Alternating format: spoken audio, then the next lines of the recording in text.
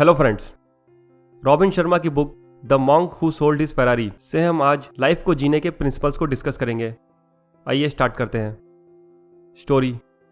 Julian एक rich और successful lawyer हैं। उनके पास बहुत सारी प्रॉपर्टी है, एक बंगला है और एक फेरारी भी है। लेकिन वो दिन में 18 घंटे काम करते हैं। इसी वजह से उनके अपने फैमिली मेम्बर्स के साथ रिलेशंस अच्छे नहीं हैं और उनका डिवोर्स भी हो चुका है। 53 साल के होते हुए भी वो 80 साल के लगते हैं। एक दिन वो कोर्ट में केस लड़ रहे थे। उनको अचानक से हार्ट अटैक आ गया और वो बेहोश हो गए। वहाँ मौजूद लोग उन्हें हॉस्पिटल ले गए। डॉक्टर्स ने उनका चेकअप करने के बाद जूलियन से कहा कि उनकी हेल्थ बहुत ज़्यादा बिगड़ चुकी है और अगर उन्होंने और ज़्यादा काम किया तो उनकी डेथ भी हो सकती है। जूलियन इस बात से घबरा गए और अपनी लाइफ को बदलने के लिए उन्होंने एक बड़ा डिसीजन लिया। उन्होंने अपनी सारी प्रॉपर्टी और फेरारी बेच दी और लाइफ का पर्पस ढूंढने बिना किसी को बताए इंडिया के हिमालयस पहाड़ों पे आ गए, क्योंकि जूलियन को किसी ने बताया था कि हिमालय के पहाड़ों में रहने वाले मॉन्क 100 सालों से ज़्यादा जी रहे हैं और उनके पास ही असली नॉलेज और विजडम मिल सकती है। जूलियन वहाँ जाके मॉन्क्स के साथ रहने लगे। शुरुआत में जूलियन पे कोई भी मॉन्क ध्यान नहीं देता था, लेकिन उनकी डेडिकेशन देख के एक मॉन्क ने उन्हें लाइफ का पर्पस और लाइफ जीने का सही तरीका बताने के लिए रेडी हो गए। लेकिन उन्होंने जूलियन से एक शर्त रखी कि वो इस नॉलेज को सबके साथ शेयर करेंगे। जूलियन वो शर्त मान गए। फिर मॉन्क ने एक स्टोरी बताना शुरू की।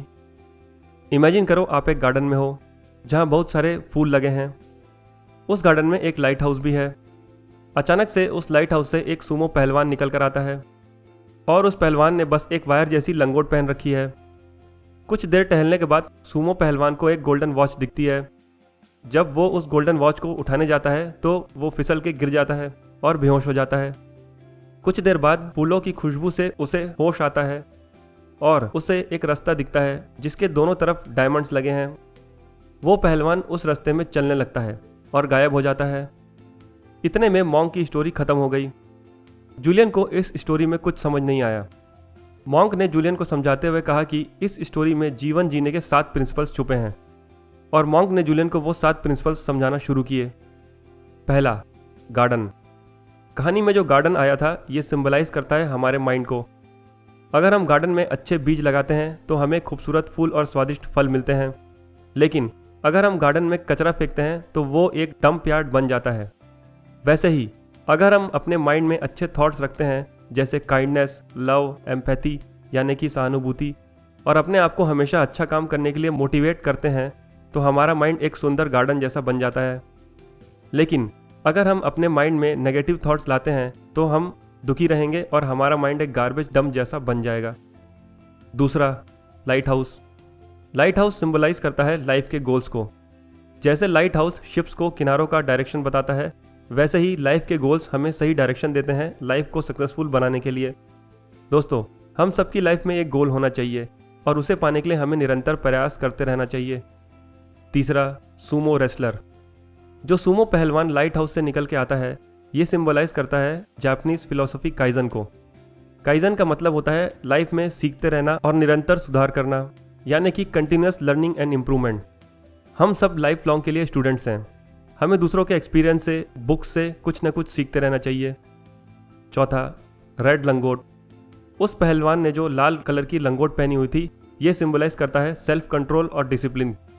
जैसे एक सूमो पहलवान को पहलवान बनने के लिए अपनी लाइफ डिसिप्लिन और सेल्फ कंट्रोल से जीना पड़ता है, वैसे ही हमें अपनी लाइफ में अच्छी आदतें बनानी चाहिए और अपने पे सेल्फ कंट्रोल रखना चाहिए ताकि हम कोई गलत काम ना करें।